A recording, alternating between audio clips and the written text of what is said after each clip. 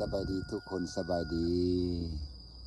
เอาวันนี้มาลิ้นเมืองปักอู่เนาะผมพี่น้องมานั่งเสาห่มใหม่เนี่ยห่มใหม่ถือว่าบรรยากาศเขาเจ้าก็ยังเฮ็ดแบบโบราณเนาะนี่มีให้เขาเจ้าปลูกเขาอยู่เขาเจ้าเฮ็ดให้เขากว้างกว้างผมพี่น้องบ้านเฮาเนาะให้ส่วนเขาเนี่ยแถวนี้อันนี้เป็นบ้านฮาดข้ามเมืองปักอู่ผมพี่น้องบ้านเฮาเนาะก็จะเป็นอะไรในบรรยากาศอยู่ทางหน้านั้นจะเป็นเทคเขาเจ้าเลี้ยงหมูเลี้ยงหมูเลี้ยงไก่เนาะเขาเจ้าเลี้ยงไล่ไปเที่ยวงานให้เขาเนี่ยเขาเจ้าปลูกเขาเขาเนี่ยงามขนาดนั้นเป็นอะไรนั้นไปเบิ่งนำกันเลยเนาะพ่อแม่พี่น้อง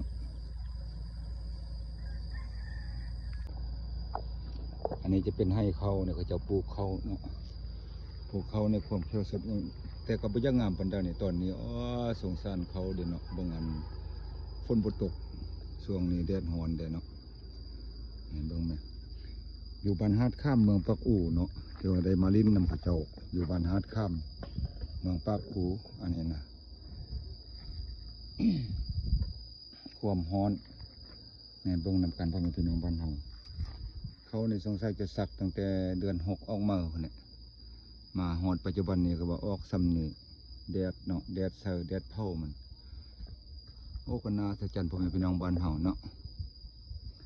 อันนี้มันเที่ยงให้เขาเจ้านี่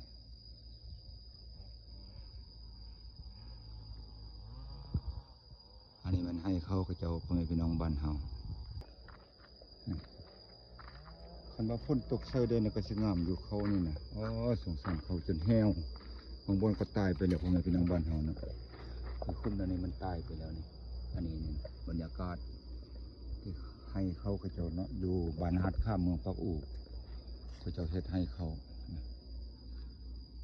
โอ้กว้างว่ะพ่อแม่พี่น้อง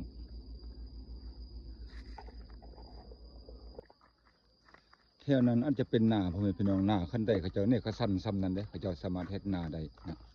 เป็นนาขั้นใดเขาเจ้ากำลังตัดหญ้าจูดกำลังจูดอันหญ้าหน้าอยู่นี่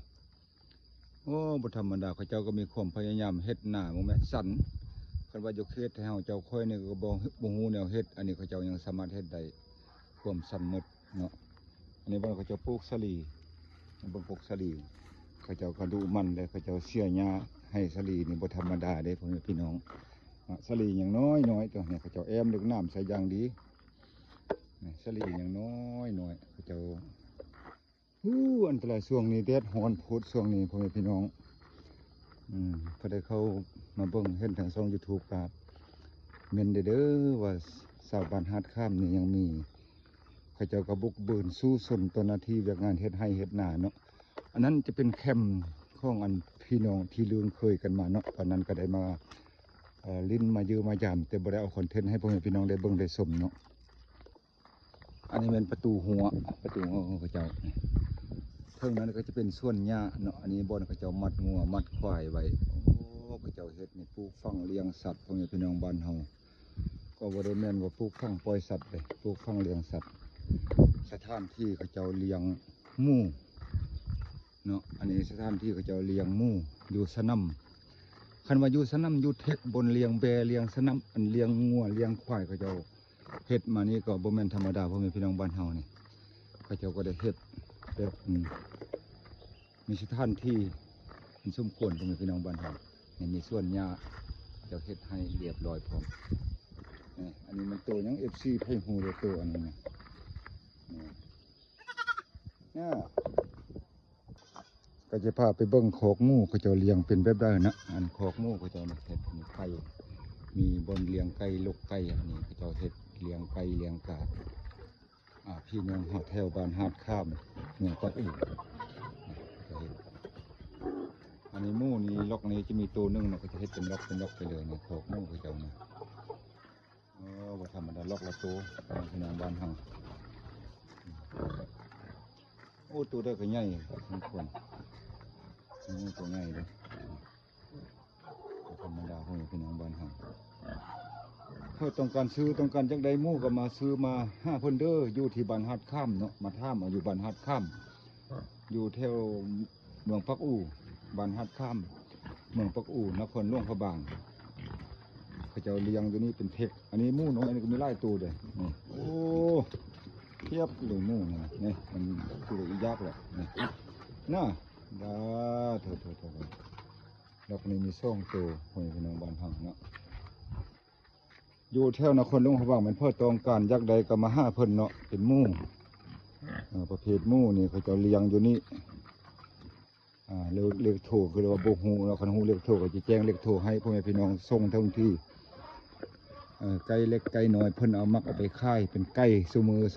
ค่ายไก่น้อยตอนนี้เจ้าเข้ามันบ่มาเนาะเจ้าไปค่ายไก่ว่าบ่มาอยู่ทางลุ่มมันก็แม่นอยู่ดอกมู่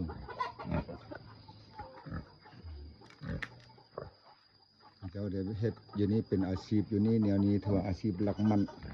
บ่ผิดระเบียบกฎหมายยังทั้งสิ้นอาชีพนี้อาชีพออกเหือเทแห้งทุ่มเทใส่ได้เหือได้แห้งแท้ๆนี่ว่านี่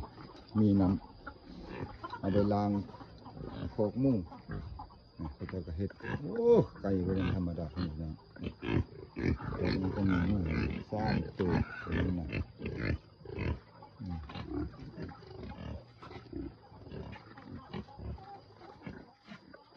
เธอต้องการซื้อต้องการค่ายเนาะมาเอาน้ำเพิ่นใดก็ดีอยู่ที่บ้านฮาดข้ามเมืองปักอู่ท่ามเพิ่นใดมาห้าเพิ่นก็ยินดีตอนรับมักตัวได้เลือกเอาเป็ดไก่ไล่เทียบไก่ในตัวละโล2 โลบ่อึดอันนี้มันเข้าเขตที่ว่าอันนั้นเป็นห้องน้ำอันนี้ในซ้ำนี้ในประมาณแม่นสนำซื่อๆได้บนเลี้ยงหมูเลี้ยงเป็ดเลี้ยงไก่พ่อแม่พี่น้องบ้านเฮาเนี่ยเฮือนเขาเจ้าก็ประมาณซ้ำนี้มันเพื่ออยากได้หมูได้ไก่มาซื้อไปเฮ็ดนั้นเฮ็ดนี้ก็ไปซื้อจับจองมา2 มาห้าเพิ่นก็มีการต้อนรับเอาเบียร์มาต้อนรับแขกทีมงานFC เพิ่นมามีเหล้ามีเบียร์ถือว่าสนุกสบายอยู่สถานที่บนเฮ็ดเขาเจ้าเลี้ยงหมูเลี้ยงไก่ก็บ่ธรรมดาพี่น้องเอ้ยไม่ใช่ก็มีแต่ไก่เพียบเลยเขาจะเฮ็ดเนี่ยเขาจะไตไฟอันนี้ไตเซลไฟเซลใส่หม้อแบงเป็นไฟDCใส่งานน้ำกอกน้ำยังใดอันนี้